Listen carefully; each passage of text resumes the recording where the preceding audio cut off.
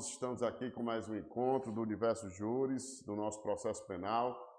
Hoje é a nossa última aula que trata de recursos, né? Porque nós já vimos os procedimentos, já vimos tanto o procedimento ordinário, sumário, sumaríssimo e o do júri, e hoje nós vamos continuar já ingressando na parte de recursos.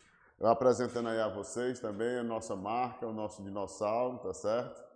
Quem quiser lembrar aí, vê lá no Insta, é só aproveitar que o professor dos mais antigos também tem que ter a sua marca, né não? Vamos trabalhar isso. Gente, então, quando nós formos começar a estudar recursos do processo penal, nós temos que começar a lembrar do quê? Lembrar daquela ideia de recurso como muito baseada na situação do ser humano ser falível, do ser humano realmente poder errar. E esse fato do ser humano poder errar é que traz a ideia de que você nunca vai se conformar com a primeira decisão. E a tendência de não se conformar, logicamente, naquela decisão que não seja a seu favor. Então, por isso, o próprio direito ele já cria, já tem no seu expediente a possibilidade de se reanalisar, de se reavaliar as decisões judiciais. E aí, por isso que a gente ingressa nessa ideia do recurso, certo? Então, como vocês estão vendo aí no material, o recurso é um remédio jurídico e uma das situações que a gente tem que ter em mente que ele tem que ser voluntário. Isso por quê? Porque as pessoas só irão recorrer caso queiram. E essa questão da voluntariedade, ela vale inclusive para o MP.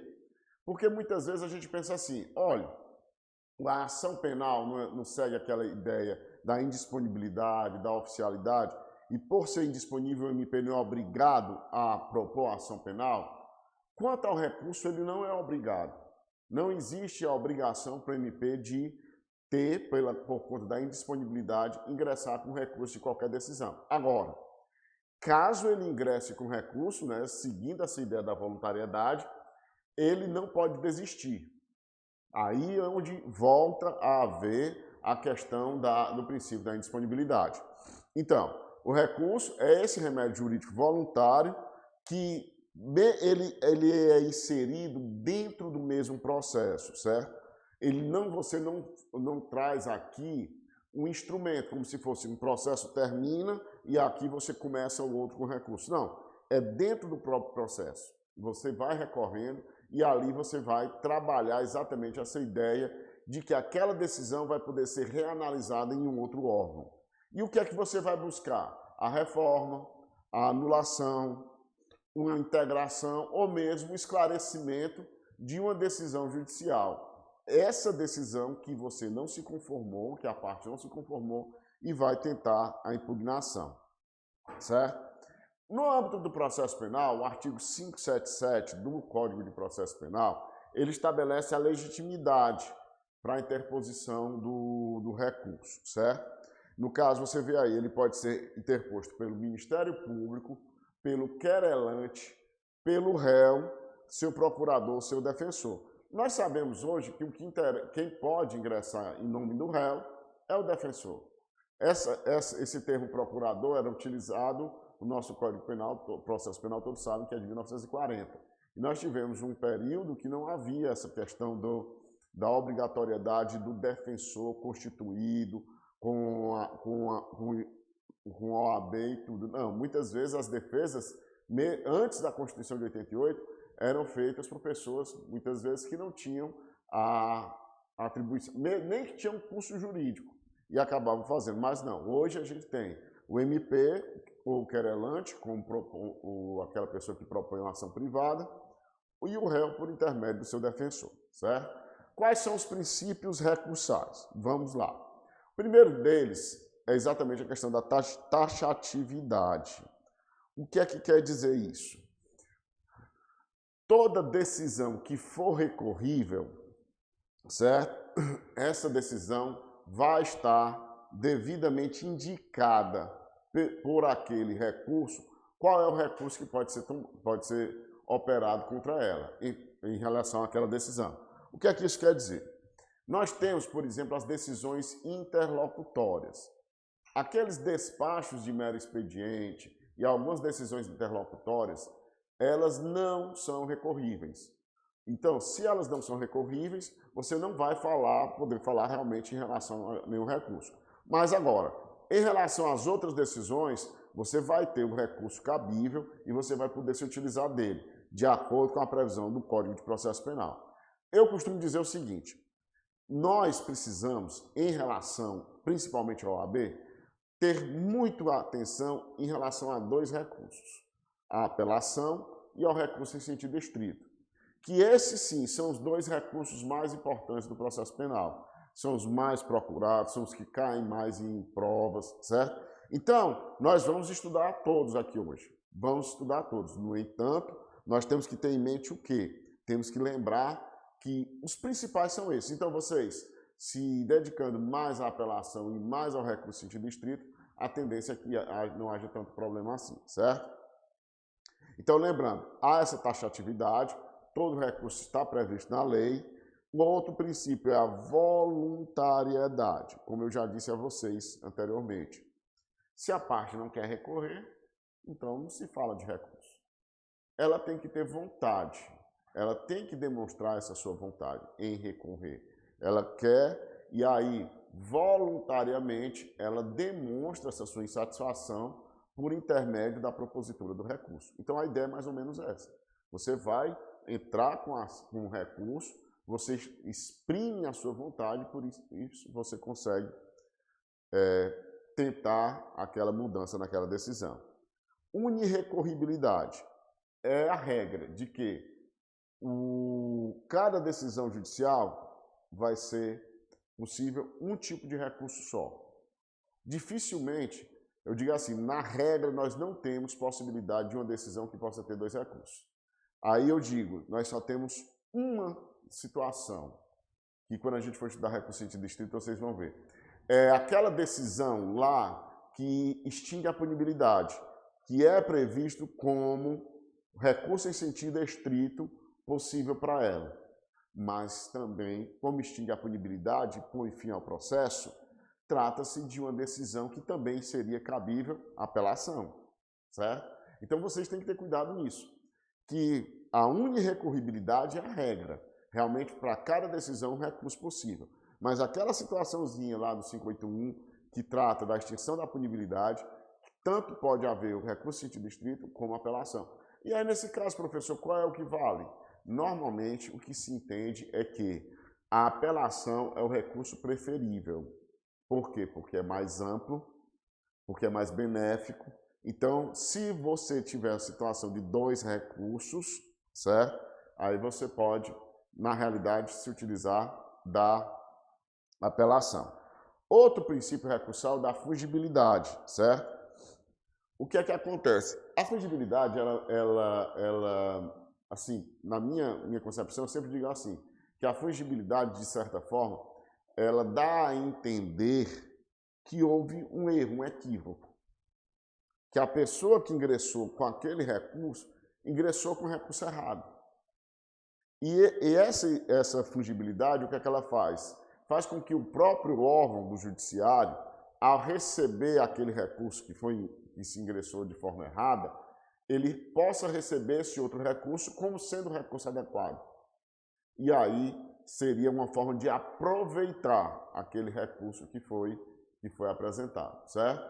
Então, a fungibilidade é um dos princípios também dos recursos. Agora, gente, eu digo assim para vocês, é tão simples a parte de recurso no processo penal, que você tem, primeiro, recurso em sentido estrito. Você vai lá no 581, você analisa o 581. Se tiver uma daquelas situações, é recurso em sentido estrito. Se não tiver, a tendência é que você vá logo para a apelação. É muito mais simples do que a gente pensa. No processo civil, não. No processo civil é bem mais complicado, é bem mais difícil você conseguir perceber ou entender quais são os determinados recursos para determinadas decisões. Mas no processo penal, não. Você vai do 581. 581 é a regra. Aí depois do 581, se não, você vai para a apelação, certo? Então, outro princípio que nós temos no processo penal é a vedação da reformatio imperius ou alguns chamam de reformácio impégios. Pequenas situações de sala de aula que só quem está aqui está vendo, né? Se fosse... Você tem aquela história dos erros, né? É. Olá, Clay. Ou qualquer coisa, desliga aquele ali. Deixa esse aqui ligado, deixa esse aqui ligado.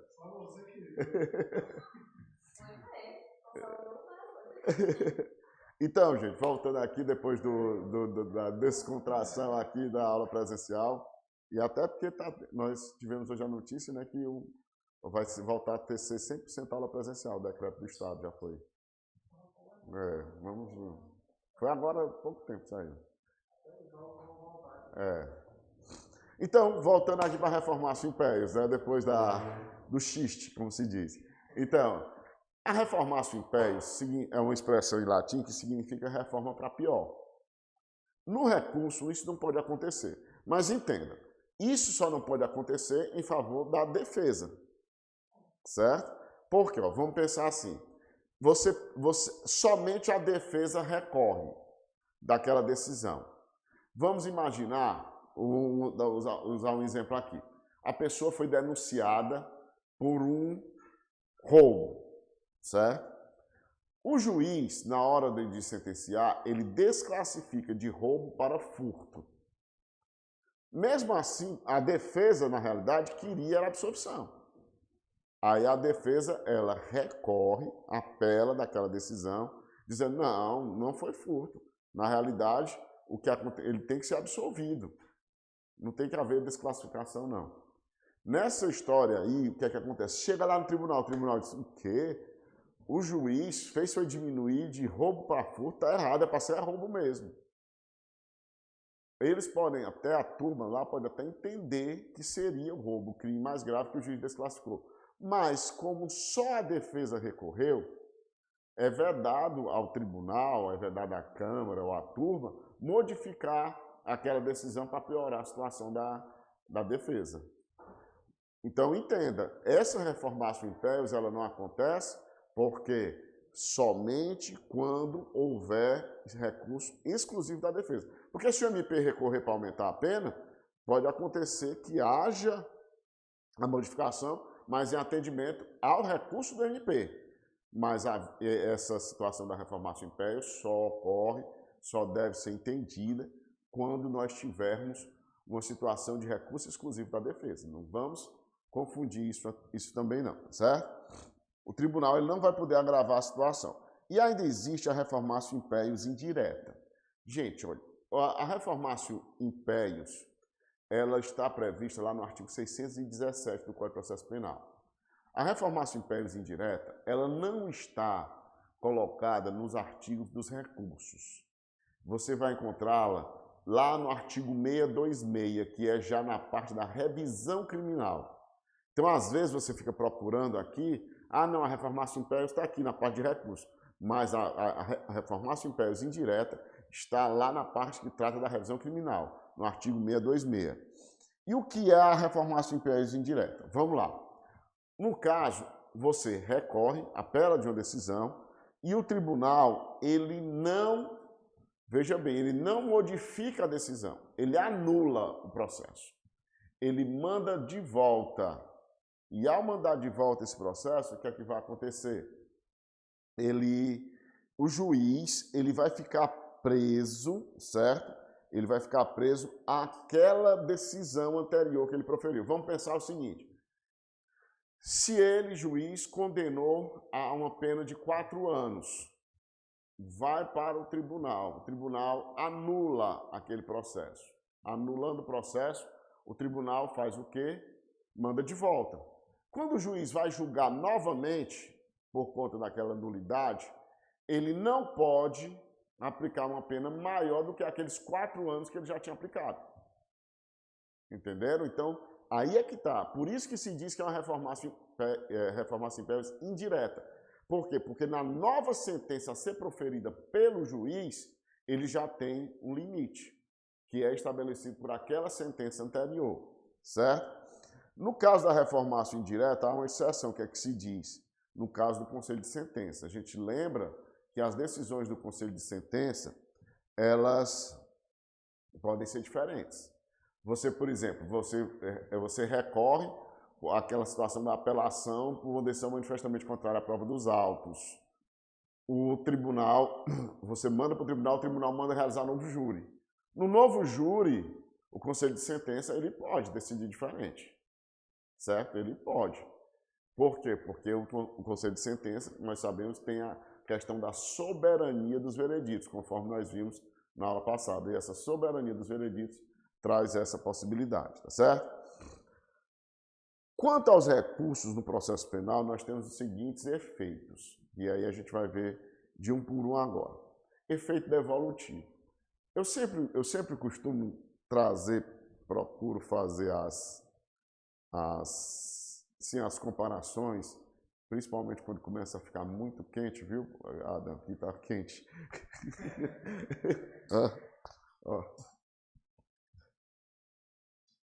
Certo?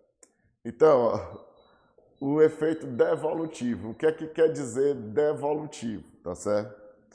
Quando a gente pensa assim, quando a gente vai estudar, iniciar a estudar processo, principalmente, a gente estuda e vê aquela situação que diz assim, o juiz entregou a prestação jurisdicional. Não tem essa história? Quando você vai buscar uma decisão, você entra com o processo, você busca a entrega da prestação jurisdicional. Então, com base nisso, como é que eu consigo entender a história do efeito devolutivo? Porque, olha, em tese, nesse instante eu estava dizendo que o recurso é no mesmo processo. Se é no mesmo processo, por que é que eu devolvo uma coisa que ainda não saiu? Não é mais ou menos essa ideia? Mas, olha, o que é que a gente tem que ter em mente? Nós temos que ter em mente que é a ideia de que o juiz entregou a prestação jurisdicional. E ao haver entregue essa prestação jurisdicional, aí o que é que vai acontecer? Se por acaso você quiser recorrer, é como se você devolvesse ao judiciário o conhecimento daquela causa. Você vai devolver ao judiciário. E aí, lá no judiciário, ele vai reanalisar. Por isso que se fala do efeito devolutivo, que é o efeito mais comum de todos os recursos. Quando a gente fala de recurso, você tem que entender que há um efeito devolutivo, porque você manda de novo para o judiciário decidir novamente, certo? Então, você apelando, no caso da pronúncia, por exemplo, que você recorre em sentido estrito, à medida que você ingressa, você vai ter o quê? Você vai ter uma decisão e você vai ter uma devolução desses autos para o judiciário. Porque o juiz, quando sentencia, diz, acabei meu serviço. A ideia não é essa? Acabou o serviço. Mas aí você recorrendo, aí esse serviço vai ter que voltar para o judiciário. Não para aquele juiz, mas vai para o judiciário. O outro é o efeito suspensivo. Nesse caso aqui, você vai ter a questão do impedimento da eficácia da decisão. Vou dar um exemplo para vocês aqui. Acontece muito no processo civil, você pediu efeito suspensivo. Você tem, por exemplo, uma ação de alimentos, que de repente você ingressa, houve uma decisão, você ingressa com um recurso. Esse recurso, ele não impede que aquela decisão entre em vigor. Não impede. Mas se você pedir o efeito suspensivo, isso vai acontecer dentro da decisão para quê? Para que o juiz, por exemplo, aquela obrigação de pagar alimentos não subsista, não já passe a existir. No processo penal, a gente tem uma situação que não cabe efeito suspensivo de jeito nenhum. É no caso da sentença absolutória. Se o juiz absolve, certo? Você não pode falar de maneira nenhuma numa situação do Ministério Público apelar, aí concede efeito suspensivo e aí o cara, por exemplo, ele estava preso provisoriamente e aí o MP recorre, pede efeito suspensivo para a pessoa permanecer presa. Não, ele já foi absolvido. Já teve uma decisão, lógico que a decisão não transitou em julgado, mas nessa situação de decisão absolutória não é cabível o efeito suspensivo no processo penal. Outro detalhe que eu costumo colocar aqui, quando se trata da questão da prisão, certo? A prisão, durante o processo, é uma prisão processual. Então, por acaso, a questão do recurso, se você ingressa com recurso, a situação de ficar preso ou não quer dizer a aplicação do efeito suspensivo. Não. Por quê? Porque a pessoa, ela fica presa no processo por conta de quê? Ela fica presa por conta da presença dos requisitos da prisão preventiva. Então, o que é que a gente sabe? Que liberdade provisória e prisão preventiva são incompatíveis, são contraditórios. Se você possui uma situação que permite a liberdade provisória, você não vai poder nunca ter sua prisão preventiva decretada. E vice-versa. Então, o que é que acontece normalmente? Se a pessoa responde o processo solta, é porque não estão presentes os requisitos da prisão preventiva. Se não estão presentes os requisitos da prisão preventiva, então ela, mesmo que recorra, vai permanecer solta. Tanto é que na sentença o juiz ele coloca assim, o juiz já coloca assim, concedo ao réu o direito de apelar em liberdade. Tem lá essa forma, que é exatamente dentro da sentença a forma que o juiz tem para dizer que não estão presentes os requisitos da prisão preventiva, que aquele réu não estava preso e mesmo que ele recorra, ele não vai ser preso. Como também o contrário, a tendência é que se a pessoa responde o processo presa, é porque há a presença dos requisitos da prisão preventiva. Então, se há a presença desses requisitos da prisão preventiva, no momento da sentença, a tendência é que o juiz, na sentença, coloque: não concedo ao réu o direito de apelar em liberdade. E aí, ele vai apelar, mas vai continuar preso.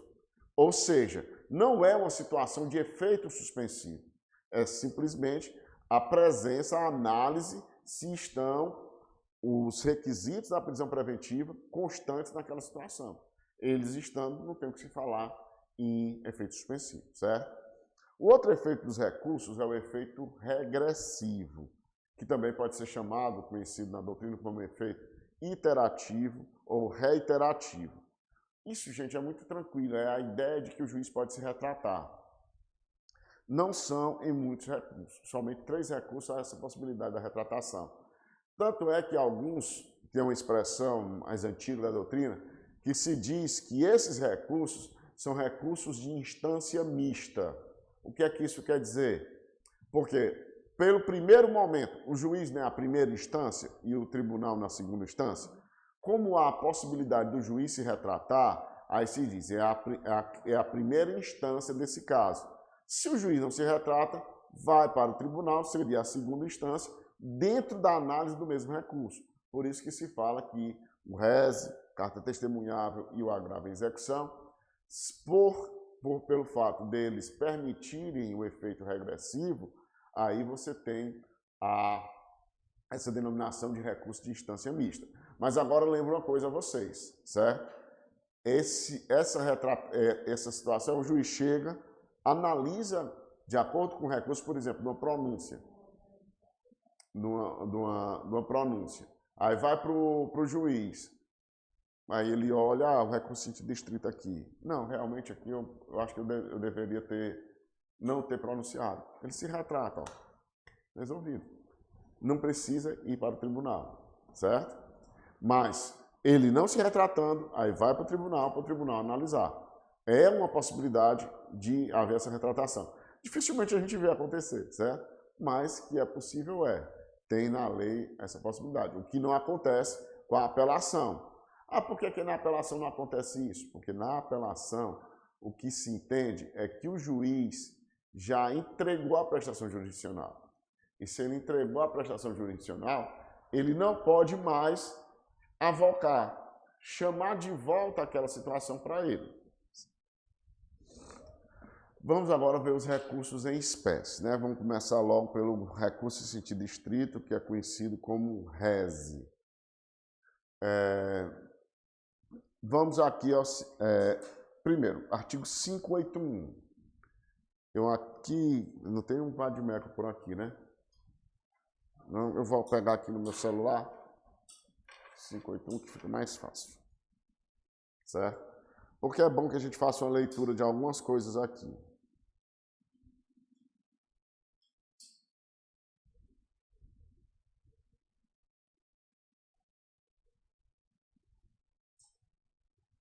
É bom vocês pegarem pelo artigo 581 para acompanhar, para a gente ver direitinho aqui. 581.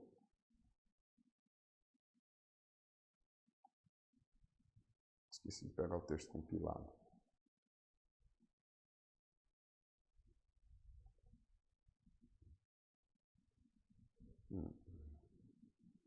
Vamos lá.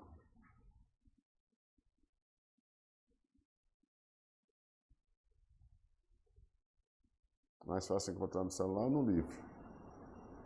Acredito que eu sempre acho mais rápido no rádio, né? É. Pronto, encontrei. Então, gente, olha, aqui. A ideia do recurso sentido estrito é o quê? É um recurso das decisões interlocutórias, ou seja, daquelas decisões que não dão fim ao processo. Então, você vai lá no 581, olha como é que tem, ó. Caberá recurso no sentido estrito da decisão, despacho ou sentença. Por quê? Como eu disse a vocês, há situações que podem, de alguma forma, ser uma sentença, que é o caso do inciso 8, que fala decretar a prescrição ou julgar por outro modo extinta a punibilidade. Então, qual é o prazo? O prazo para que você ingresse com recurso sentido estrito é um prazo de 5 dias. É interessante, gente, que aí vocês podem até ficar bem tranquilos, até quando eu falo de você trocar o RES pela apelação. Tanto o prazo do RES como da apelação é o mesmo, 5 dias. Só vai modificar o prazo para apresentar as razões. O recurso sentido estrito, o prazo para razões é de 2 dias, 48 horas. Já para apelação, o prazo para razões é de 8 dias. Então você acaba tendo que lembrar, 5 dias você tem que ingressar logo. Se você quiser apresentar as razões, pode. Até porque em segunda fase de OAB não tem isso. Segunda fase de OAB de penal, você tem que apresentar a petição de interposição e já as razões. Porque eles querem também que você faça as razões. Mas no dia a dia, não. No dia a dia você pode, muito bem, só apresentar o recurso. Por exemplo, no caso do inciso 4 aqui, da decisão que pronunciar o réu. Essa aqui é uma das situações que mais nós vemos recurso sentido estrito no processo penal, contra as decisões de pronúncia. É a que normalmente vocês se deparam na segunda fase, o recurso sentido estrito é de uma decisão de pronúncia. A decisão da primeira fase do júri, aquela iudicio accusationis, né, que nós vimos, e nessa primeira fase do júri, o juiz pronuncia o réu. Pronunciando, vai caber recurso sentido estrito, certo? A questão, ele possui efeito regressivo? Possui. Então, com efeito regressivo existindo, o próprio juiz ele vai poder modificar a decisão dele, ele pode se retratar. Agora nós temos aqui situações do 581 que é muito importante que vocês entendam que tudo que tratar de execução de pena ou medida de segurança, eu não vou mencionar, eu sou Alex, estou tranquilo? Hoje eu procurei o pente do Anderson, não encontrei. Não, é do Diego. É porque estava dizendo que era do Anderson. Eu estava dizendo para o Anderson ontem, o Anderson foi na minha casa, aí eu disse, olha, uma das coisas que eu mais queria na minha vida é que você tivesse por mim a admiração que você tem pelo professor Alexandre Fuchs. E é verdade, é verdade. Aí vem só me encabular, viu, gente? Professor Alex. Ele é muito bem visto como promotor de justiça, um excelente promotor, um excelente professor, e é muito gente boa. Todo mundo gosta do professor Alexandre Pinto. Eu falei com o Anderson da última vez, quando a gente até brinca, né, chama de Xandão. Quando ele vinha chegando, o Anderson já botou a máscara, já não sei o que lá, oi, tudo bem, você vê aquela admiração dele. Tem respeito, tem respeito. É um dinossauro, né? Valeu, professor Alex. Bom demais, né? Aqui só tenho a agradecer aí pelas palavras do professor Alex, mas a gente fica encabulado, né? Não vou mentir, fica da cor da camisa. Então, onde é que eu estava mesmo? Pronto, eu estava falando exatamente a questão das situações que estão previstas lá no 581, que ao invés de vocês decorarem, ajuda logo o quê? O que for pena e medida de segurança não é res. é agravo em execução, certo? É previsto lá no artigo, no artigo 197 da Lei de Execução Penal, que é um outro recurso, certo? Para vocês terem ideia, é o mesmo procedimento do RES, é a mesma coisa. Só muda, porque o nome praticamente, porque das decisões. Ó, você, por exemplo, olha aqui, ó, o inciso 11, o que é que diz o inciso 11? Que conceder, negar ou revogar a suspensão condicional da pena. Então, pena, você já sabe. Eu coloquei aí no slide, ó, 11, 12, 17, 19, 20, 21, 22, 23, 24. Eu vou só para a gente ler aqui para poder vocês fixarem. Ó. O 12. Conceder, negar ou revogar livramento condicional. Quando é que se tem o livramento condicional? A pessoa que está cumprindo pena, quando ela implementa os requisitos, aí ele pode ter o direito ao livramento condicional. Vamos aqui. 17. Que decidir sobre a unificação de penas. 19. Que decretar a medida de segurança depois de transitar a sentença em julgado. 19. 20. Que impuser a medida de segurança por transgressão de outra. 21. Que mantiver ou substituir a medida de segurança. 22. Que revogar a medida de segurança. 23. Que deixar de revogar a medida de segurança nos casos em que a lei admita a revogação. E 24 a gente menciona aqui, mas nem é possível mais, né? Que converter a multa em detenção ou em prisão simples. Não se pode mais isso, né? Essa modificação. E então você percebe logo, teve situação tratando de pena, aí você já sabe, aqui não é recurso distrito, é uma grave execução, que está previsto lá na Lei de Execução Penal, no artigo 197.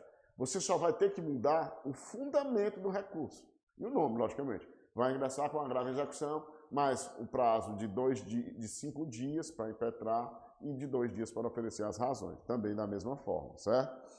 Aqui eu chamo a atenção de vocês dessa situação do inciso 25. Ele foi criado no final de 2019, naquele pacote anticrime que chamava. É porque foi criado o acordo de não persecução penal, e com a criação do acordo de não persecução penal é que passamos a ter essa possibilidade de um recurso de distrito quando o juiz não homologar aquela proposta. Porque entendam, o acordo de não persecução penal ele é feito, é realizado entre o Ministério Público e o acusado e seu defensor. Aquele acordo é levado ao juiz e o juiz só tem que homologar. Na realidade, ele só vai homologar, porque já foi feito o acordo está todo nos autos, tudo direitinho. Então, se o juiz se recusar, cabe recurso de distrito. Por que eu estou chamando a atenção? Porque se trata de um inciso novo. Esse inciso foi inserido no início do ano passado. E é agora que vai começar a ser cobrado, certo? Continuando aqui com vocês, nós vamos agora para a questão da apelação. A apelação está prevista lá no artigo 593. Em relação ao recurso de distrito, realmente, as decisões mais importantes que eu reputo sempre que eu digo é a do inciso 1, que não receber a denúncia ou a queixa, a 4, o inciso 4, que é que pronunciar o réu, e eu chamo a atenção também do inciso 8, que decretar a prescrição ou julgar por outro modo distinto à punibilidade. Por que é que eu chamo a atenção de vocês? Lembra que eu falei da unirrecorribilidade? Aquele princípio dos recursos? Então, nesse caso aqui desse inciso 8, olha, quando se decreta a prescrição, o juiz está encerrando o processo. Então, nesse caso, também seria possível a apelação. Então, essa é uma das situações, a situação que nós temos, que é possível você ingressar com 2 recursos.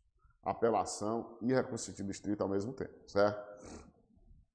E aqui para o artigo 593, quem quiser continuar acompanhando pelo Vadmec ou pelo celular, aí você já vai, ó, apelação. Caberá a apelação no prazo de 5 dias, certo?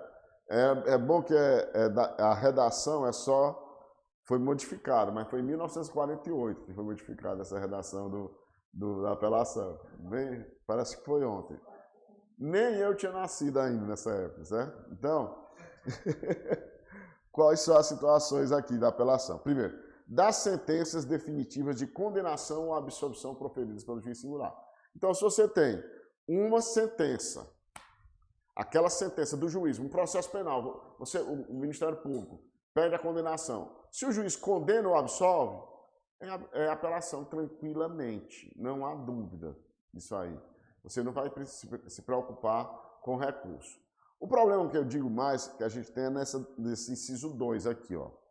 Decisões definitivas ou com força de definitivas proferidas por juiz singular nos casos não previstos no capítulo anterior. O que é isso? Dá bumbo? Deu bumbo? Qual é? Que decisão é essa? Porque aí, gente, entram situações que o juiz tem que decidir no âmbito do processo, mas que não é uma decisão que vai ensejar a condenação. Vamos pegar um exemplo. A pessoa é presa em flagrante e o carro dele é apreendido pela polícia, certo? Depois se comprova que aquele carro ele não tinha nenhuma, não era um instrumento para a prática do crime, que aquele carro ele poderia ser devolvido. Aí o que é que a parte faz? Ela ingressa com pedido de restituição de coisa apreendida. Esse pedido de restituição de coisa apreendida, se for deferido ou não pelo juiz, essa decisão vai caber à apelação, que é exatamente esse fundamento do 593, inciso 2. Certo? Tem determinados crimes cujo processo o juiz determina bloqueio, sequestro de bens, não é? Essas decisões do sequestro, ou então do levantamento de sequestro, que é para tirar o bloqueio e tudo, dessas decisões cabe a apelação conforme 593, inciso 2. Você percebe o quê? Você percebe que nesses casos não há condenação nem absolvição. São decisões que são necessárias, que elas findam aquela parte do processo, porque é como se fosse um processo. Ó, restituição de coisa apreendida. É um processo. É um processo no âmbito do direito penal, do processo penal. No entanto, ao final não vai gerar nem absolvição nem condenação. Vai resolver um problema. Vai ser resolvido um problema e é aí por isso que cabe a apelação. E o outro, o inciso 3, esse aí mais que se trabalha mais, é exatamente das decisões do tribunal do júri. E aqui vocês vão ver que ela acaba tendo 4 situações diferentes, certo? Ocorre nulidade quando, das decisões do tribunal do júri, quando ocorrer nulidade posterior à pronúncia. Vamos ver daqui a pouco de um por um. For a sentença do juiz-presidente contrária à lei expressa ou à decisão dos jurados. Houver erro ou injustiça no tocante à aplicação da pena ou da medida de segurança. E D, for a decisão dos jurados manifestamente contrária à prova dos autos. Eu estou vendo que não saiu essa D aqui no material. Aí o problema foi quando a gente está na cadeira, entre a cadeira e o monitor, né? A pessoa que não coloca. O problema foi exatamente esse aí.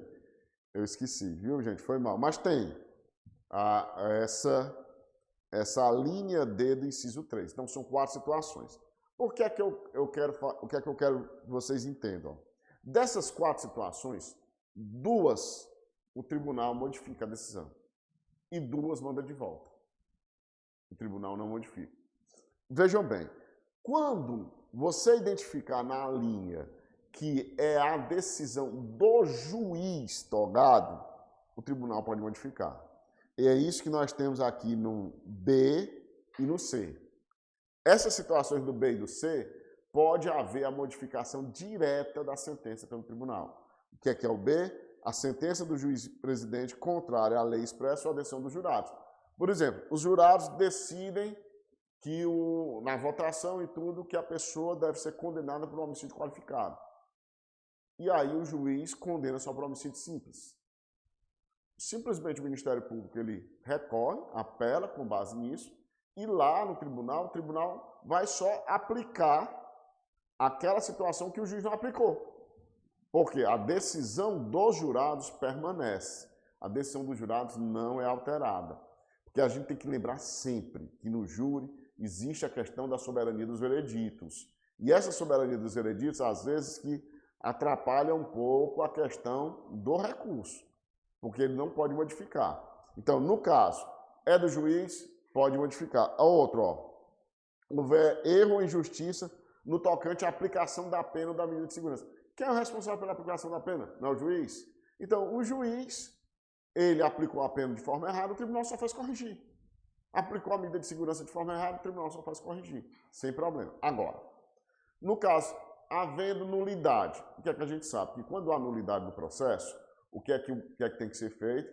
O processo tem que ser anulado. Então, quando se diz nulidade posterior à pronúncia, isso quer dizer o quê? Que o tribunal reconhece, manda de volta e aquele julgamento que aconteceu vai ter que ser refeito.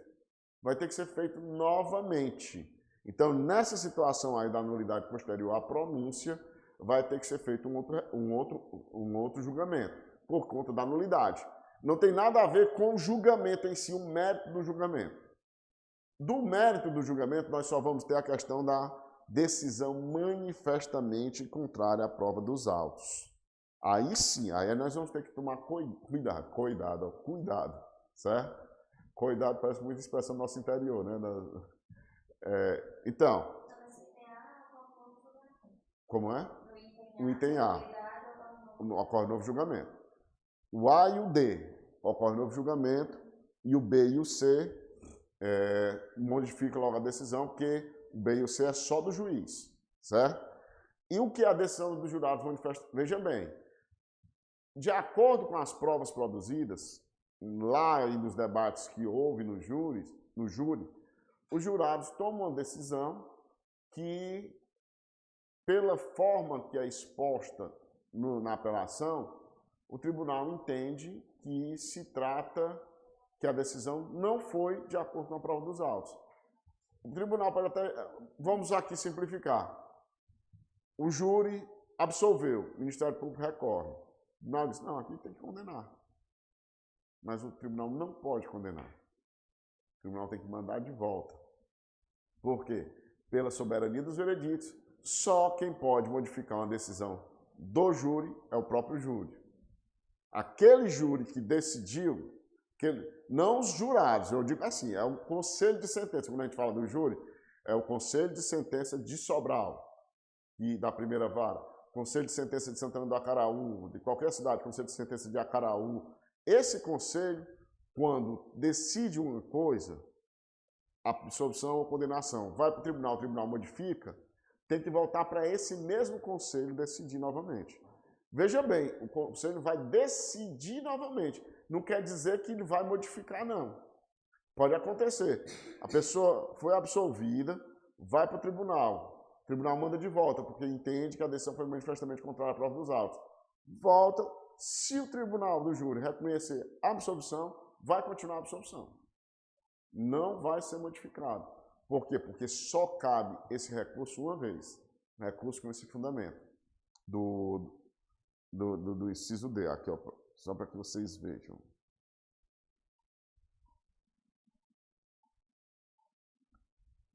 Tá aqui, é o parágrafo 3º. Se a apelação se fundar no número 3D deste artigo e o tribunal adquém se convencer de que a decisão dos jurados é manifestamente contrária à prova dos autos, dar-lhe-á provimento para sujeitar o réu a novo julgamento. Não se admite, porém, pelo mesmo motivo, segundo a apelação. Certo? Isso aqui quer dizer, essa linha D, aquela história, tanto faz. Se no primeiro momento quem recorreu foi a acusação, vamos lá, o réu foi absolvido, aí a acusação apela. O tribunal manda realizar novo júri. No novo júri, o réu é condenado. A defesa não pode apelar nesse fundamento, porque só pode uma vez. Tanto faz para uma das partes, tá certo?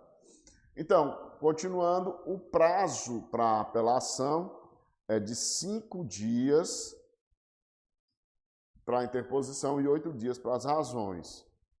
Olha, aqui, lembra quando eu falei para vocês da possibilidade dos dois recursos, apelação e recurso em sentido estrito, e dizer por que a gente tem que usar apelação? Ainda tem aqui o parágrafo 4º do artigo 593, que diz o seguinte, ó, quando cabível a apelação, não poderá ser usado recurso em sentido estrito, ainda que somente de parte da decisão se recorra, entenderam? Então, se uma situação que cabe apelação, você vai ter sempre que usar a apelação também.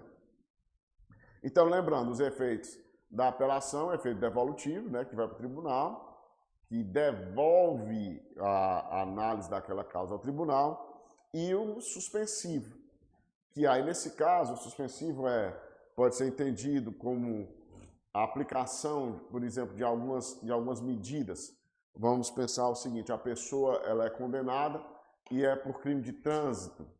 No crime de trânsito tem aquela situação de cassação da carteira, ou limitação, ou suspensão, proibição da carteira de habilitação. Aquilo ali, em tese, iria vigorar, mas aí com efeito suspensivo acaba não tendo. No próprio recurso já se pede isso, certo? Outro recurso que a gente vai ver aqui são os embargos infringentes, né? Os embargos infringentes é interessante porque só existe no processo penal, não existe no processo civil. A apelação, você sabe que existe no processo civil. Não existe recurso sentido estrito no processo civil, mas existe o agravo, né, lá. Quer dizer que é para as decisões interlocutórias. Mas os embargos infringentes, eles são exclusivos do processo penal. Aí vocês vão lá para o artigo 609 do Código de Processo Penal que traz. E é muito simples, gente. Muito simples mesmo embargos infringentes. Por quê? Porque assim, vamos imaginar que você ingressa com recurso e o seu recurso vai ser analisado numa Câmara do Tribunal. Esse recurso, primeiro, ele é exclusivo da defesa. A acusação não pode se utilizar dos embargos infringentes. Então, se houver decisão não unânime, ó, parágrafo único do artigo 609, ó, quando não for unânime a decisão de segunda instância desfavorável ao réu, admitem-se embargos infringentes e de nulidade, certo? Essa decisão tem que ser no caso de recurso de distrito ou apelação, no recurso, ó, certo? De acordo com o parágrafo único. Então, como é que você vai ver o que é que vai acontecer? Ó? Normalmente tem lá, por exemplo, a defesa ou a própria acusação entra com a apelação para modificar uma decisão uma decisão. Vamos pensar que o réu foi absolvido, a acusação recorre daquela absolvição, chega lá na Câmara, por 2-1, entendem de acatar o recurso da acusação. Ou seja, aquela situação de absolvição vai virar uma condenação. Aí como é que funciona nesse caso? Nesse caso, aquele voto divergente permite que se ingresse com os embargos infringentes. Aí o que é que se faz nesse caso? Com fundamento naquela decisão, naquele voto divergente, é que vai se trabalhar a modificação. Porque, olha, entendo, se é 2-1, certo? Eu só preciso mudar um voto. Porque aí passa a ser 2-1 para a defesa e não existe possibilidade de embargos infringentes para a acusação. Lembrando que os embargos infringentes, eles modificam a decisão. E os embargos de nulidade, eles anulam a decisão, certo?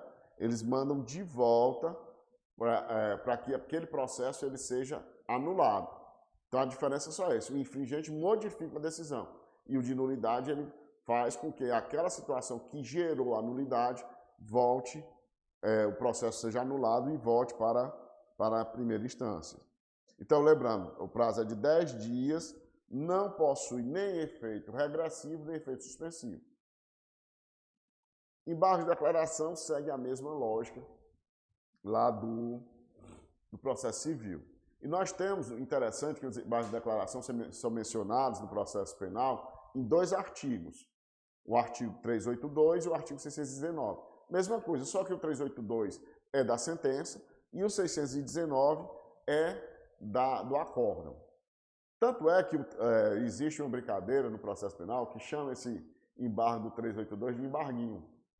Porque ele é um embargo, é como se fosse o embargo os embargos de declaração da decisão do juiz, né? E os embargos de declaração do acórdão, que é do 619, seriam os embargos de declaração mesmo. Então, para que serve? Os embargos de declaração são utilizados para questão de obscuridade, omissão, ambiguidade ou contradição na decisão. Isso você tem 2 dias, tanto faz pelo 382 como pelo 619.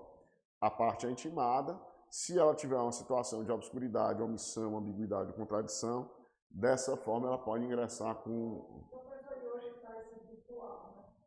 Essas intimações, como receber, né? O WhatsApp. Exatamente, da forma que tem, aquilo ali é certificado, e aí você conta como se você tivesse sido realmente intimado. Lembrando que os embargos de declaração, os prazos para outros recursos não se interrompem, certo? Então, por isso, é importante que vocês saibam. Outro detalhe, assim, que eu costumo trazer quando trato de embargo de declaração, é que a gente pensa assim, é comum, nem, não é tão comum, é comum. E principalmente naquela situação seguinte, o juiz, quando ele sentencia, ele tem que dizer por que não acata a tese da defesa, por exemplo. Isso aí fica constando como uma omissão. Porque, olha, não é só o juiz chegar e dizer acata a tese da acusação, não. Ele tem que rebater os pontos que a defesa apresentou e vai dizer, ó, por que é que ele não acatou aquilo. E hoje, muitos defensores estão embargando as decisões dos juízes porque eles não estão mencionando. Então, é algo que vocês têm que pensar, não existe tanto embargo de declaração. Existe. E se utiliza de vez em quando. Carta testemunhável. Gente, a carta testemunhável eu digo que é muito engraçada, assim, o jeito dela, o jeitinho dela, como se diz. Eu não imagino a situação de carta testemunhável mais hoje, certo? Está lá prevista, mas por que não imagino? Porque é um recurso que você tem que ingressar para o supervisor de vara. Porque vamos imaginar o seguinte, ao escrivão, que ele menciona, né, no caso, ao escrivão. Vamos imaginar o seguinte, você entra com a apelação, o juiz não manda para o tribunal. Aí, pelo fato de ele não ter mandado, você ingressa com recurso em sentido estrito, porque ele denegou a apelação. Ele também não cuida do recurso em sentido estrito. Aí o que é que se faz? Ele denega também o recurso em sentido estrito. Aí você entra com a carta testemunhável para o escrivão. Certo? Então, nesse caso, se utiliza da carta testemunhável somente na situação que o juiz não der continuidade àquele recurso. A apelação ou o réis. Porque da apelação tem um réis primeiro. Por que eu digo que é muito difícil? Hoje a gente sabe que a maioria dos processos são processos virtuais. Que hoje não tem aquela história de você ter o processo físico. Que antigamente o juiz pegava o processo físico, guarda aí, não mexe mais não. Não tem mais isso. O processo ele pode ser acessado em qualquer lugar. Então, por isso que eu digo que essa carta testemunhável, apesar de existir, apesar de estar lá, é muito difícil da gente ver. Eu mesmo, confesso a vocês, eu nunca vi. Nunca vi uma carta testemunhável. Acho que já, porque a gente já trabalha em situação de maior fiscalização. Eu fico imaginando isso aqui em 1940. Tu chega numa cidade, eu tiro aqui uma cidade aqui da nossa região norte aqui do estado do Ceará, tem uma cidade, Coreal, por exemplo. Em 1940, você ir de Coreal para Fortaleza, com o processo para uma questão do recurso, como é que era? Não era fácil, né? Nem estrada de asfalto tinha naquela época. Mas hoje não, o processo de qualquer lugar que você esteja, você pode acessar. Então acaba tendo, eu vejo essa facilidade, né, da gente encontrar e não precisar da carta testemunhável. O prazo é de 48 horas, ó, a contar da intimação da decisão. A carta testemunhável será requerida ao escrivão ou ao secretário do tribunal, conforme o caso, nas 48 horas seguintes ao despacho que denegar o recurso, indicando o requerente as peças do processo que deverão ser trasladadas. Aí ele faz o quê? Ele pede e indica as peças. Quais peças? A apelação e o recurso em sentido estrito. Vai para o tribunal conhecer. É só isso, só para isso que serve a carta testemunhável. Tanto é que não tem efeito suspensivo e também não tem efeito reversivo. O que é o interesse da carta testemunhável? Fazer com que aquele recurso que estava parado, ele ande. Mas, em tese, a gente acaba não vendo isso com tanta facilidade. O outro recurso que a gente tem aqui, eu acho que para a gente terminar, o recurso que eu trouxe hoje uma faixa bônus para vocês. Nós vamos ter uma revisão criminalzinha para poder vocês porque a revisão não é recurso, né? Mas vai dar tempo. Então, o agravo à execução, ele está lá no artigo 197 da LEP, e é um recurso cabível contra a decisão do juiz da vara das execuções. Além daquelas previsões lá do 581 que nós vimos, do 581, 11 e 12, daquelas situações que eu mencionei de pena e medida de segurança, além daquelas, as decisões do juiz da vara de execução penal, todas elas são submetidas a agravo, certo? Elas podem ser utilizadas no agravo de execução. Então, uma questão de uma saída, uma questão de um prazo de remissão, essas decisões do juiz lá vai ser possível ingressar com agravo de execução.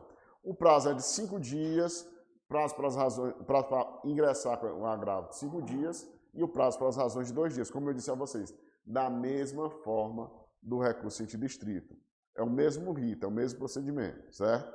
Quais os efeitos? O efeito devolutivo, o efeito regressivo, que é a juízo de retratação, da mesma forma que o RES, e aqui, em regra, ele não possui efeito suspensivo. Em regra, não possui. Certo? Então, é isso aí que a gente vai ver do agravo à execução.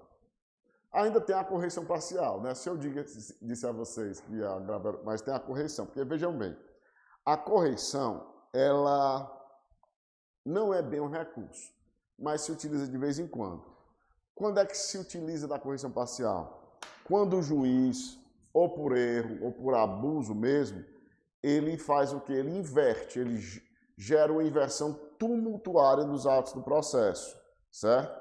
Então, essa inversão dos atos, essa situação do juiz tumultuar o processo, vai caber correção parcial. E aí, também é possível quando o juiz aumente o prazo, né? A questão do prazo em si, sem justificativa, ou paralise o processo. Então, na correção, porque correção o que é? É fiscalização. É como se fosse aqui uma fiscalização dos atos do juiz. Então, não pode ter outro recurso cabível, senão, só pode ser utilizada a correção parcial, se não houver outro recurso, certo? E onde é que está previsto? No Código de Organização Judiciária e nos regimentos dos tribunais. Não está previsto no Código de Processo Penal. Você encontra a correção na matéria federal na Lei 5.010 de 66. E ela pode ser oferecida tanto pela parte quanto pelo MP. No prazo dessa mesma lei, a correção parcial é de 5 dias. O prazo que a Lei 5.010 define para a correção parcial é adotado também o prazo de 5 dias da Lei Federal. Quais os efeitos da correção parcial? O efeito devolutivo, né, que vai para o judiciário novamente, não ter efeito suspensivo, e a jurisprudência acaba dando à correção parcial o efeito regressivo. Por quê? É como se, de repente, você ingressa, aí o juiz olha, né, teve aqui o vacilo, né, alguma coisa, o erro, e ele corrige. Aí isso aí é como se fosse um efeito regressivo. Porque a ideia da correção, às vezes, é só corrigir mesmo. Um ato, não é modificar. É só uma situação, por exemplo, um MP pede uma diligência, ou a parte pede uma diligência, o juiz indefere. Esse pedido de diligência não tem previsão de recurso. Aí, às vezes, a parte ingressa, como dizendo que é abuso de poder do juiz, e pede a correção parcial, certo? Mas teria que mostrar qual é o prejuízo e tudo para que pudesse utilizar daquilo. Gente, a revisão criminal não é recurso, certo? Mas é algo que de vez em quando permeia as provas da OAB. E é importante que vocês saibam. É uma ação constitutiva, é da competência originária dos tribunais e ela vai servir para corrigir os erros judiciários. Essa é a ideia da revisão criminal. Então, vocês sempre têm que lembrar que a revisão criminal, ela pressupõe o trânsito em julgado da sentença. O processo tem que ter sido julgado. Não, porque se não tiver, tem que ser sido julgado, não, tem que já ter transitado em julgado. Ou seja, não cabe mais nenhum recurso, porque enquanto couber recurso, vai poder ser analisado no âmbito do recurso. Outro detalhe, a revisão, ela não tem prazo estabelecido. Ela pode ser admitida a qualquer tempo, certo? antes ou depois da extinção da pena. A parte pode ter, o acusado pode ter até morrido, a família pode ingressar. Por quê? Porque muitas vezes, quando não tem como se restabelecer a liberdade, busca-se o restabelecimento da dignidade daquela pessoa, certo? Olha, ela foi condenada a morrer. Não, mas ela tem que demonstrar que ela era inocente. E, logicamente, vocês sabem que, nesse caso, o que é que vai acontecer? Isso vai ensejar também na revisão a questão da indenização pelo erro judiciário. Então, por isso que, às vezes, a revisão criminal é muito procurada, certo?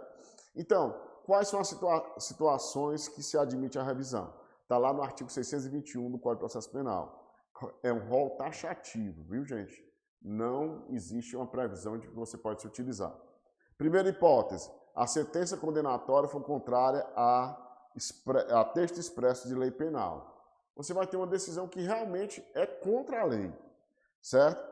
E veja bem, não é uma situação de interpretação, de hermenêutica, não. É uma decisão contra a lei mesmo. Por exemplo, você for condenado por furtar coisa própria, você pode? Que no furto tem que ter coisa alheia, né? Mas, de repente, você não tinha como provar no processo que a coisa era sua, aí depois chegou a prova, certo? Aí você demonstra, ó, não, aqui é minha. Ou então, o 244 do Código Penal, que fala do abandono material, o juiz condena o réu por ter negado alimento à companheira. Porque o que acontece? O 244 fala em cônjuge. Prescinde da questão de ser casado, como se diz, o casamento civil. Cônjuge é isso. A união estável não pode alterar a questão do direito penal. Como o tipo penal fala em cônjuge, não pode, mas a Constituição igualou a união estável à família, mas não. E o direito penal ele não trabalha com esse tipo de analogia, né? Ele não trabalha com analogia, e principalmente em Malam Parto. A outra hipótese, a decisão condenatória é contrária à evidência dos autos. De repente você percebe pela análise dos autos que algo tem lá um conjunto de provas, mas que quando o juiz foi decidir, não tem nada a ver com aquelas provas. Não existe prova que confirme aquilo. Então, isso também pode gerar revisão. Quando a decisão condenatória, então, a outra hipótese, se funda em depoimentos, exames ou documentos comprovadamente falsos. Aí, essa falsidade você tem que provar, e aí, depois que for provada a falsidade, você entra com uma revisão criminal. Foi um depoimento falso, a pessoa mentiu. A pessoa foi condenada por isso. Tá. E aí você pode alterar.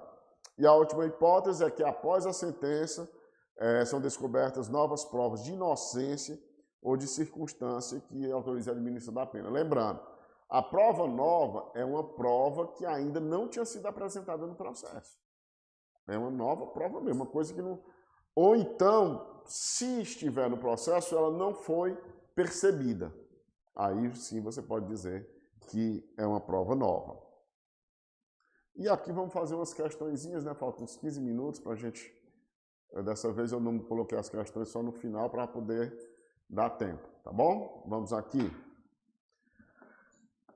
A jurisprudência uníssona do Supremo admite a proibição da reformação impérios indireta. Por este instituto, entende-se que, como eu faço sempre, eu faço pelas erradas para a gente tentando, certo? O tribunal não poderá agravar a pena do réu, se somente o réu houver recorrido, não havendo, portanto, recurso por parte da acusação. Gente, vejam bem, isso aqui é a reformácio impérios. Não é a indireta, é a reformácio impérios. É a situação. O tribunal não poderá tornar pior a situação do réu quando não só o réu houver recorrido. É assim que acontece? Só o réu, quando houver recurso exclusivo da defesa, é que você pode falar em reformácio impérios. Porque a outra parte... Exatamente, exatamente. O tribunal está proibido de exarar acórdão com condenação superior à que foi dada no julgamento acó quando julga recurso da acusação. A Cleide está olhando assim como... Então, eu vou ler de novo. Ó. O tribunal está proibido de exarar acórdão com condenação superior à que foi dado no julgamento à qual, quando julga recurso da acusação. Olha lá, recurso da acusação. A acusação está pedindo para piorar a situação, tá? Aí o tribunal é proibido de decidir para piorar? Não, porque é o recurso da acusação. Então, aqui, por isso que o que vale para a gente aqui é a B, ó. O juiz está proibido de prolatar a sentença com condenação superior à que foi dada no primeiro julgamento, quando o tribunal, ao julgar recurso interposto apenas pela defesa, anula a sentença proferida pelo juiz à qual. Como foi que eu disse a vocês em relação à reformação impérios indireta?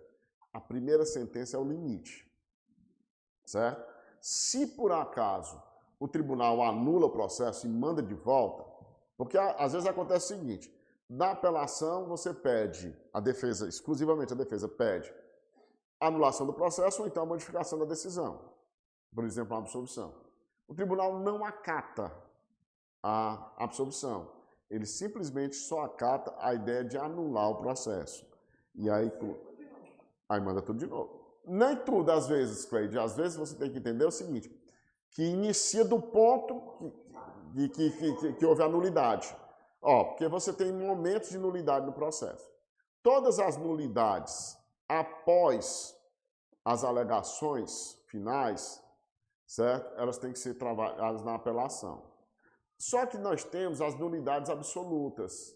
Então, essas nulidades absolutas, elas podem ser discutidas a qualquer tempo. Vou dar um exemplo para vocês. Uma nulidade de citação. Uma nulidade de citação, ou então, um juiz ou um promotor suspeito. Isso aí torna o processo todo nulo. A partir do momento daquele juiz. Eu acho que tem casos hoje bem emblemáticos, né, de decisões do juiz, que ficou confirmada a suspeição dele e que o processo foi todo anulado, certo? Então, nesse caso aqui, você vai entender o seguinte, o tribunal anulou, volta para aquele ponto, que houve o fato que gerou a nulidade. Aí faz tudo a partir dali, certo? Então, anulação, aí chega o momento de julgar novamente. Aí, nesse momento que o juiz for julgar, ele tem que lembrar. Olha, agora veja como é interessante. Mesmo que, de repente, tenham surgido provas que tenham indicado diferente da primeira vez que ele sentenciou, mas mesmo assim ele está limitado. Certo? Por quê? Por conta que foi... Por mais que mereça mais, exatamente. Vamos aqui a outra, certo? Fred foi denunciado e condenado em primeira instância pela prática de crime de corrupção ativa, sendo ele e seu advogado intimados no termo da sentença no dia 5 de junho de 2018, terça-feira. A juntada do mandado de intimação do réu ao processo, todavia, somente ocorreu em 11 de junho de 2018, segunda-feira. Conforme as informações narradas, o prazo para a interposição de recurso de apelação pelo advogado de Fred, de acordo com a jurisprudência dos tribunais, será iniciado. Vamos lá, tem um gabarito aqui, a gente já sabe. Gente, ó, quando vocês forem estudar prazo no processo penal, vocês têm que ir lá para o artigo, ó. Deixa eu encontrar aqui para indicar.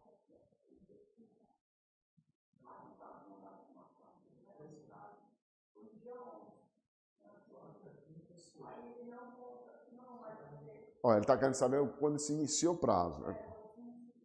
Gente, a contagem do prazo no processo penal, porque eu acho que é o 698.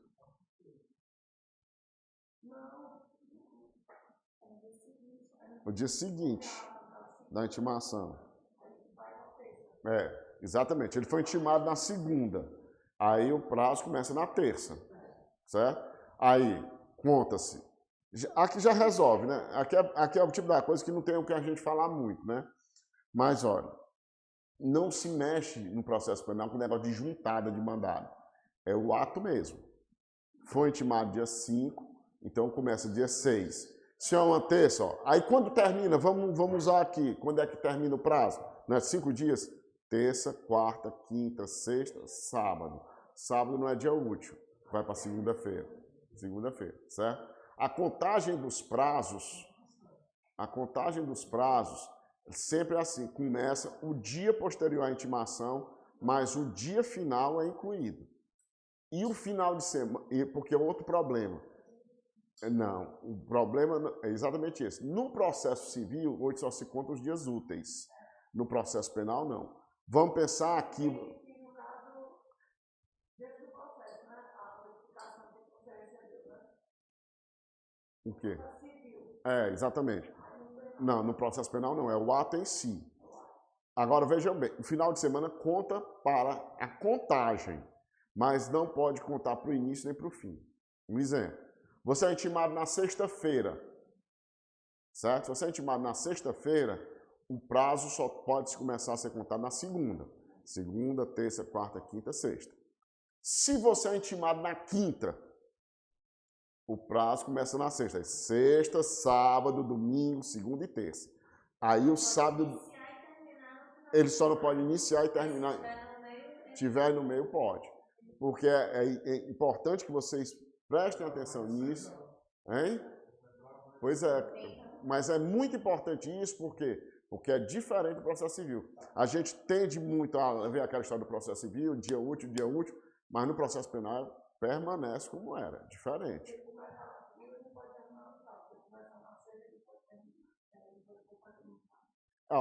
Vamos pensar o seguinte, os piores dias de intimação, quarta-feira, porque é quinta, sexta, sábado, domingo, segundo. Entendeu? Então, nunca, faça tudo para não ser intimado na quarta e na quinta. Na sexta não tem problema, o melhor dia de ser intimado, sexta-feira, que é aqueles 2 dias, na sexta e na segunda, porque os 2 dias do final de semana, eles não vão contar. Porque você é intimado na sexta, o prazo começa a contar na segunda. Você é intimado na segunda, o prazo começa a contar na terça, mas termina no sábado, aí vai para a segunda-feira também. Então, um detalhezinho aí que é importante para vocês. Estava dizendo que estava travando, Beijo, mas agora que eu estou vendo aqui. Mas parece que voltou, tranquilo. Professor. Oi, Cleide. No caso, cara, feriado no meio, vai passa por cima. Passa por cima. Vamos pensar. 7 de setembro foi uma terça-feira. Certo? A pessoa foi intimada na segunda. O prazo começa a contar na quarta. Porque em seguida, o dia dela seguinte seria a terça. É feriado. Nem o primeiro, nem o último. O 7 de setembro caiu na terça-feira, aqui. Então a pessoa foi intimada segunda. O prazo ia começar a contar na terça. Mas como foi feriado, passou para quarta. Mas se feriado fosse na quarta, contava na... Conta terça, aí contava terça, quarta, quinta, sexta, sábado, mas aí vai para segunda-feira, da mesma forma. Certo? A história do feriado, por exemplo, numa quinta-feira, que você é intimado na sexta da semana anterior, aí vai segunda, terça, quarta, quinta, sexta. O feriado foi quinta. Foi, mas está dentro, não tem problema, certo? Ele não pode, eu digo, os feriados e finais de semana não podem estar nas extremidades, no início e no fim do prazo. Exatamente. Aqui outra aqui para a gente ver. O advogado de Josefina, viu como é uma coisa que a gente não trata normalmente, mas que é importante que vocês saibam. Ninguém lembra. Porque a gente vai ver como está no processo penal para mim, é muito mais difícil, porque eu estágio, essas coisas, sempre foi na parte civil, o dia a dia a gente vê mais a parte, o penal a gente não vê tanto, aí é bem diferente, né? Bem diferente. Principalmente depois do novo Código de Processo Civil, mudou demais. Vai não? Por que não? Não, eu disse até ali fora, rapaz, pelos professores dá até vontade, mas... É só professor fraco. Deixa ele vir, Cavalcante Belo, Alex e o Anderson. Primeira vez que eu faço esse negócio. Vai dar certo. O importante é que vocês passem. Mas, logicamente, aqueles que passarem em penal... aqueles que passarem em penal... Tem meu coração, mas não. Não me astreia. Não, eu digo muito assim, quem me conhece sabe, né? A minha mulher é professora também, ela fez OAB porque trabalho, não quis penal. E meu filho também é professor, também não fez penal, fez constitucional. Aí, quer dizer, lá em casa mesmo tem a confusão. É bom que é um brigando, ela também ensina direito do trabalho, né? Aí ela fica ensinando, não, é melhor direito do trabalho, não, é penal, e fica aquela confusão. Mas deixa meu penalzinho quieto, né? Gente, ó, advogado Josefina, ré em processo criminal, entendendo que entre o recebimento da denúncia e o término da instrução ocorreu a prescrição da pretensão punitiva estatal, apresentou o requerimento, antes mesmo do oferecimento de alegações finais, de reconhecimento da extinção da punibilidade da agente, sendo o pedido imediatamente indeferido pelo magistrado. Intimado, caberá ao advogado de Josefina, discordando da decisão, apresentar o quê? Ó, foi antes das alegações finais. Não foi em âmbito de sentença. Certo?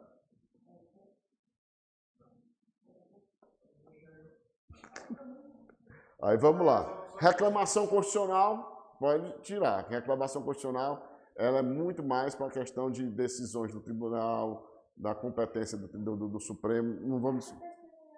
Também não é. A dúvida... Não é sentença. É exatamente. Certo. Então, você vê, é o RESE com base no 581, inciso 9, que nós, inclusive, mencionamos aqui hoje já. Esse mesmo inciso. Vamos aqui, deixa eu ver só aqui. Está quase terminando, só tem mais duas, mas... É o RESE. É A. É com sentido estrito no prazo de 5 dias.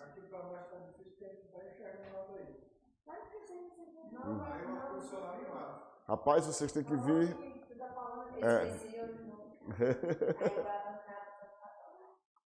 Já, daqui a pouco o Universo Justo também vai providenciar, né?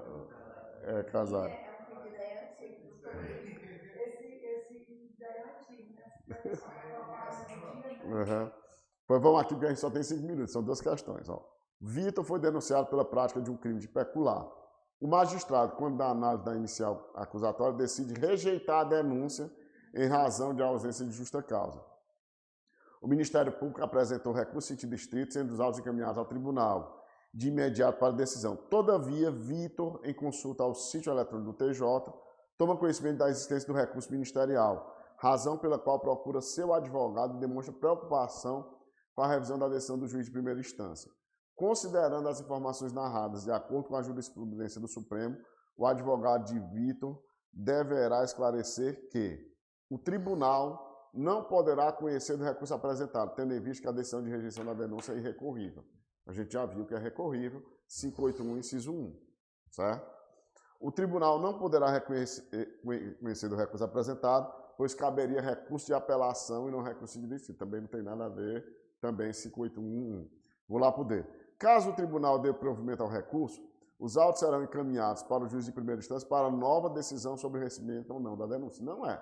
Se foi rejeitada a denúncia, o MP recorre, o tribunal recebe a denúncia e manda de volta para dar continuidade ao processo, certo? Não é mandar de volta para o juiz receber, não. O tribunal modifica. Aí a resposta C, ele deveria ser intimado para apresentar contra-razões, apesar de ainda não figurar como um réu, mas tão só como denunciado. Gente, isso aqui é uma súmula do Supremo Tribunal Federal. Não me recordo, nesse momento, o número. Mas, tanto é que ele fala, de acordo com a jurisprudência do Supremo Tribunal Federal, que define o seguinte, que no caso da rejeição da denúncia, o cara, veja bem, o Ministério Público denunciou, o juiz não recebe. Ou seja, o cara não é nem acusado. Então, em tese, ele não figura no processo. Mas aí, como o Ministério Público apresentou o recurso em sentido estrito, ele tem que ter a oportunidade de contrarrazoar, porque pode virar uma ação contra ele. Exatamente, é possível. Então, por isso, tem, mas é uma súmula, por conta do tempo, eu não vou pesquisar agora, mas eu prometo a vocês que eu digo. Eu boto até no Telegram, certo? Miguel foi denunciado pela prática de um crime de extorsão, majorada pelo emprego de arma e concurso de agente. Sendo a pretensão punitiva do Estado julgada inteiramente procedente e aplicada sanção penal em primeira instância de 5 anos e 6 meses de reclusão e 14 dias multa. Certo? Gente, isso aqui não... Ó, a defesa técnica de Miguel apresentou recurso alegando preliminar de nulidade em razão de... Pode desligar que já está... Pode desligar. Em razão de violação ao princípio da correlação entre acusação e sentença. Insuficiência probatória, já que as declarações da vítima que não presta compromisso legal de dizer a verdade não poderiam ser consideradas. Que deveria ser afastada a causa de aumento de emprego de arma, uma vez que o instrumento utilizado era um simulacro de arma de fogo. Aí veja bem, a sentença foi integralmente mantida. Todos os desembargadores que participaram do julgamento votaram pelo não acolhimento da preliminar e pela manutenção da condenação. Houve voto vencido de desembargador que afastava apenas a causa de aumento do emprego de arma. Intimado no teor do acordo, o advogado de Miguel deverá interpor. Veja bem, ó, os embargos infringentes dele só pode ser em relação à questão do voto vencido, que é a causa de aumento de emprego de arma. Ó, embargos infringentes, que não é para anular o processo, buscando afastamento da causa de aumento de emprego de arma, apenas, é a D. Mesmo tendo um apenas aqui, né, que o apenas é chato, né? Mas, ó, o embargo de nulidade, buscando acolhimento da preliminar, não, que foi unânime. Embargos buscando acolhimento da preliminar não cabe. Embargos, onde tinha a questão do acolhimento da preliminar, não se fala, porque a preliminar, ela foi acolhida de maneira integral. Não houve divergência. A divergência foi só em relação ao emprego de arma. Só exatamente. Só. Mas é exatamente para isso que o professor está aqui. Exatamente para isso que o professor está aqui. Mais uma vez, muito obrigado a todos. Estamos encerrando mais uma aula. E qualquer dia desse a gente se encontra novamente. Tudo de bom.